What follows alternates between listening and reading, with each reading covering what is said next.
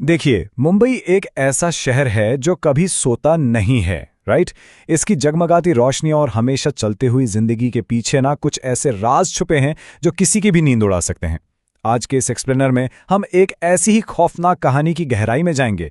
एक ऐसी कहानी जो लिटरली आज भी वहां पढ़ने वाले स्टूडेंट्स को डरा देती है। तो चलिए, बिना किसी देरी के इस राज पर से पर्दा उठाते हैं और समझते हैं कि आखिर इस जगह में ऐसी क्या अजीब बात है। Okay, let's dive into this. सोचिए जरा, एक बिल्कुल पुरानी खंडर हो चुकी इमारत जहां सालों से कोई गया नहीं, और वहां से अचानक एक ऐसी आवाज आए जो हम सब ने बचपन में अपने क्लासरूम्स में सुनी थी। बच्चों के पढ़ने की आवाज, वही मासूम सा मैथ टेबल, 2 एकम 2, 2 दूनी 4। एक ऐसी उजली हुई जगह जहां सिर्फ मौत जैसा सन्नाटा और अंधेरा होना चाहिए, वहां रात के पिछले पहर इस आवाज का इस तरह गूंजना, मतलब ये बिल्कुल ही गैर फितरती और डर को कई गुना बढ़ा देने वाला एहसास है। हिस्सा पहला, the legend of SNDT college. Mumbai के जुहू में जो ये आबाद और चलता फिरता कॉलेज है ना, उसने ठीक अपने कैंपस में एक ऐसी मौत की कहानी दफन की हुई है जो आज भी एक पहेली है। अब जरा इस पुरानी इमारत के बारे में सोचिए जिसके बारे में हर कोई बात करता है।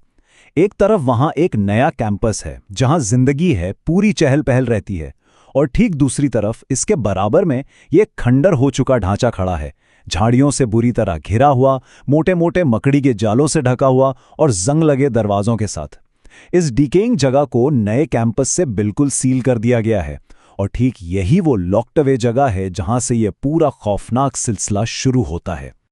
और ये टाइमलाइन ब्रिलियंटली इलस्ट्रेट करती है कि उस रात हालात कैसे बिगड़े। रात के ठीक 12 बजे ये वो वक्त है जब इस क्लासरूम एरिया के पास जाने से सब कतराते हैं। फिर आता है 1:30 बजे का वक्त, जब हमारे दो किरदार रोहन और विशाल सारे उसूल तोड़कर चुपके से इन खंडरात में चले जाते हैं। और आखिर में रात के 2 बजे, ये वो मखसूस घंटा है जब उस बदला लेने वाली रूह के भटकने का सबसे ज्यादा दावा किया जाता है। ये टाइमलाइन है ना, आने वाले एक बहुत बड़े खतरे की तरफ इशारा कर रही है।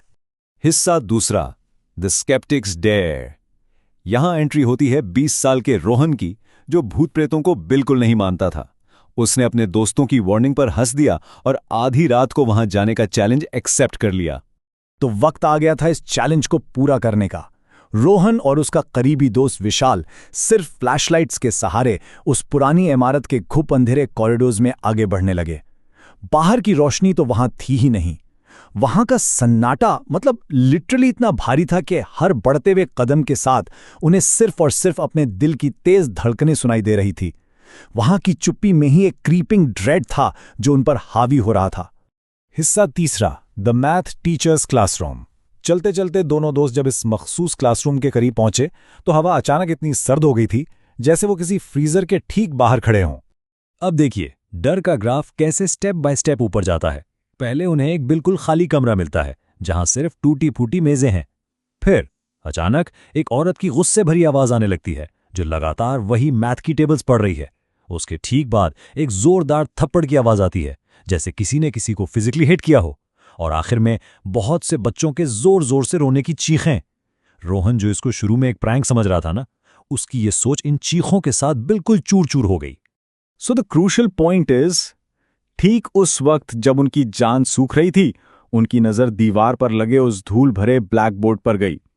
वहां चौक हवर में अपने आप हरकत कर रहा था, और बिना किसी इंसान के बोर्ड पर खुद ब खुद हिंदी में अल्फाज उभरने लगे, मुझे यहां मारा गया था और अब मैं अपना बदला लेना चाहती हूं। इस खौफनाक पैगाम को देखते ही ना, दोनों दोस्तों के दिमाग ने काम करना बंद कर दिया और पूरे जिस्म में डर की एक ठंडी लहर दौड़ गई। इस मैसेज ने उन्हें भागने पर मजबूर कर दिया। दोनों अपनी पूरी हिम्मत बटोरकर बाहर की तरफ दौड़े, लेकिन इमारत से बाहर आते ही हवा में सांस लेते वक्त रोहन एक और बड़ा सदमा झेला। उसने पीछे मुड़कर देखा तो उसके साथ भागने वाला विशाल वहां था ही नहीं, वो गायब था। रोहन ने बाहर से चिल्लाते हुए विशाल को पुकारा पर कोई जवाब नहीं आया। उस दहशतजदा इमारत के ठीक बाहर अब रोहन बिल्कुल अकेला खड़ा था, और यही सवाल हमारी स्लाइड पर है।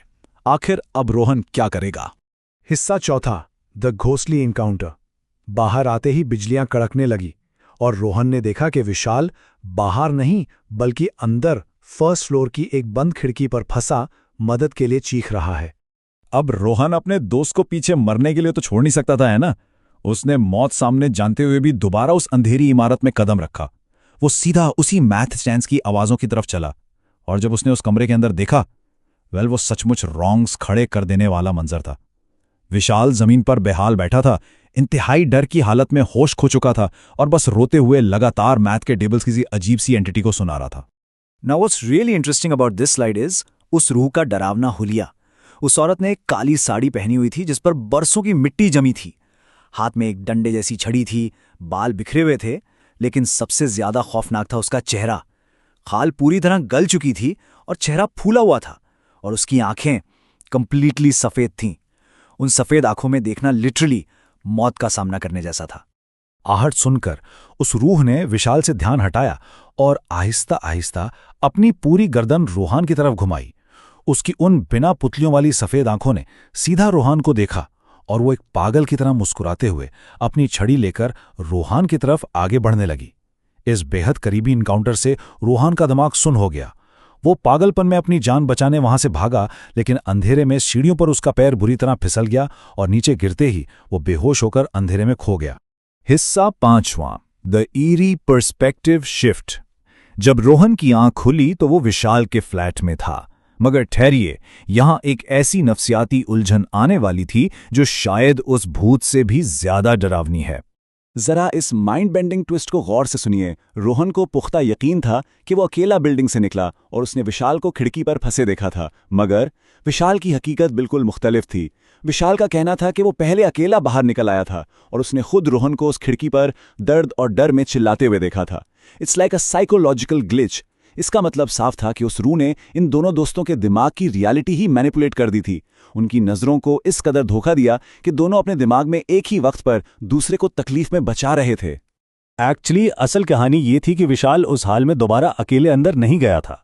उसने फौरन समझदारी दिखाते हुए अपने 2 दोस्तों को बैकअप के लिए बुलाया। वो पूरा ग्रुप मिलकर अंदर गया और उन्हें वहां रोहान सीढ़ियों के पास बेहोश मिला। मगर इनमें सबसे खास और टेरिफाइंग प्रूफ पता है क्या है? जो नए दोस्त वहां बचाव करने आए थे, उन सब ने भी बिना किसी शक के उस औरत के गुस्से भरे मंत्र पढ़ने और बच्चों के रोने की आवाजें साफ साफ सुनी थी। ये कोई हेलुसिनेशन नहीं था, सबने इस डर की तस्दीक की। इस आखिरी और सबसे बड़े प्रूफ के बाद SNDT गर्ल्स कॉलेज का ये किस्सा पूरे कैंपस में आग की तरह फैल गया।